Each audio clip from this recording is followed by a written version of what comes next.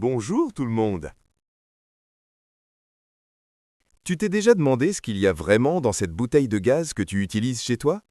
Pourquoi on l'appelle gaz alors qu'on entend du liquide à l'intérieur? Et d'où viennent tous ces carburants à la station? Dans cette vidéo, on plonge au cœur des combustibles, leurs origines, leurs formes et leurs utilisations, pour enfin comprendre ce qui alimente notre quotidien. Prêt à découvrir les secrets du pétrole, du charbon et du gaz? C'est parti! Les combustibles, on les utilise tous les jours, ils sont partout, dans nos voitures, pour se chauffer, dans les avions, mais est-ce qu'on s'est déjà vraiment demandé d'où ils viennent?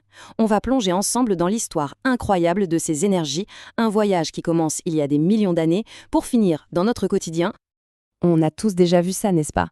On arrive à la station-service et là, gasoil, super, sans-plomb, ça fait beaucoup de choix pour ce qui a l'air d'être plus ou moins la même chose. C'est cette question toute simple qui va être notre point de départ. Et le mystère ne s'arrête pas là.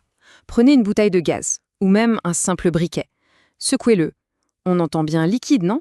Pourtant, on l'appelle gaz. Comment est-ce possible? Eh bien, la réponse est beaucoup plus logique qu'on ne le pense. Pour comprendre tout ça, il faut commencer par la base. Vraiment, la base de la base. Les 3 états dans lesquels on peut trouver un combustible. C'est la toute première clé pour déverrouiller ces mystères. Alors, un combustible, c'est quoi au juste? C'est tout simple, c'est n'importe quelle matière qu'on peut faire brûler pour obtenir de l'énergie. De la chaleur, de la lumière, c'est ce principe qui fait tourner nos moteurs, qui chauffe nos maisons et qui fait un bon feu de camp. D'abord, on a l'état solide, le plus ancien, le plus primitif. Pensez au bois qui crépite dans la cheminée ou à ces morceaux de charbon bien rouges. C'est de l'énergie pure, stockée, qui n'attend qu'une étincelle. Ensuite, bien sûr, l'état liquide. Là, le roi, c'est le pétrole. Cet or noir qui est littéralement le moteur de notre monde moderne. C'est de là que viennent l'essence, le diesel et des tas d'autres produits dont on ne pourrait plus se passer. Et enfin, l'état gazeux. Le gaz naturel qui arrive dans nos cuisines ou encore le butane et le propane qu'on trouve dans les bouteilles. Solide, liquide, gaz. Voilà nos 3 états. Mais la question c'est d'où est-ce que ça vient tout ça? Allez, maintenant, on va faire un petit voyage dans le temps. Un très très long voyage. Parce que l'origine de ces combustibles, c'est une histoire qui se compte en millions d'années. C'est absolument fascinant. Le mot-clé à retenir, c'est fossile. Et quand on dit fossile, on ne parle pas que de dinosaures, bien sûr. On parle de n'importe quelle matière organique, des plantes, des animaux, qui a été transformée par le temps. L'échelle de temps est juste vertigineuse. Imaginez, des millions d'années pendant lesquelles des plantes et des micro-organismes se font ensevelir, puis écraser et cuire par la chaleur et la pression de la Terre. En fait, c'est un peu comme de l'énergie solaire très très ancienne qui a été capturée et stockée sous nos pieds. Et chaque combustible a sa propre histoire. Les immenses forêts de la préhistoire sont devenues le charbon. Les océans, qui grouillaient de plancton et d'algues, ont donné naissance au pétrole et au gaz. Chaque combustible est le témoin d'un passé géologique bien particulier. Bon, maintenant qu'on a extrait ce pétrole brut, on ne peut pas l'utiliser comme ça. Il est brut, justement. Il faut le transformer. Et c'est là qu'intervient un endroit absolument crucial, la raffinerie. Au cœur de la raffinerie, il y a cette structure immense, la tour de distillation. C'est un peu le centre de tri du pétrole. C'est ici que la magie opère, que le pétrole brut va être séparé en tous les différents produits qu'on connaît. Pour se faire une idée, c'est assez simple. Le pétrole brut, c'est comme une soupe très compliquée, avec plein de molécules différentes dedans. Le secret pour les séparer, c'est la chaleur. Chaque ingrédient de cette soupe bout à une température qui lui est propre. Alors, comment ça marche concrètement ? D'abord, on chauffe très fort le pétrole. Il se transforme en vapeur. Cette vapeur monte dans la tour. Plus elle monte, plus elle refroidit. Et c'est là que c'est ingénieux.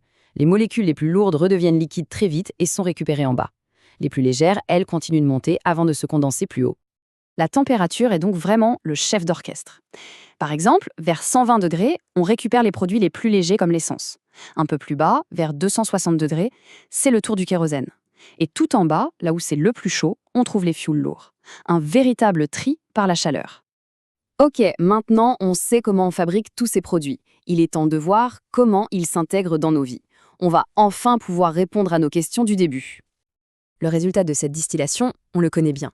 L'essence pour les voitures, le kérosène pour les avions, le gazole pour les tracteurs et les bateaux, mais ça va beaucoup plus loin, jusqu'à la paraffine de nos bougies ou même l'asphalte qui recouvre nos routes. C'est fou de penser que d'un seul baril de pétrole, on tire une telle diversité de choses. Environ 45% part dans les carburants, 25% pour le chauffage et l'industrie, 15% devient des produits chimiques pour fabriquer du plastique, par exemple, et le reste, ce sont des lubrifiants, du bitume. C'est une ressource qui est vraiment au cœur de notre société. Et voilà, on boucle la boucle. La raison pour laquelle on a le choix à la pompe, c'est tout simplement parce que l'essence et le gazole ne sont pas la même chose. Ils sont extraits à des températures différentes, leurs molécules sont de taille différente, l'essence, plus légère, et pour les moteurs à allumage commandé. Le gazole, plus lourd, pour les moteurs à compression. Deux technologies, deux carburants. On a vu comment de la vie très ancienne, transformée par la géologie et par le génie humain, a permis de construire le monde dans lequel on vit. L'ère des combustibles fossiles a totalement défini notre civilisation. Alors qu'on se tourne vers l'avenir, la grande question qui reste, c'est quelle sera la prochaine source d'énergie qui définira le monde de demain? شكراً على المشاهدة. إذا عجبك الفيديو لا تنسى الاشتراك في القناة، قناة بروفي التعليمية.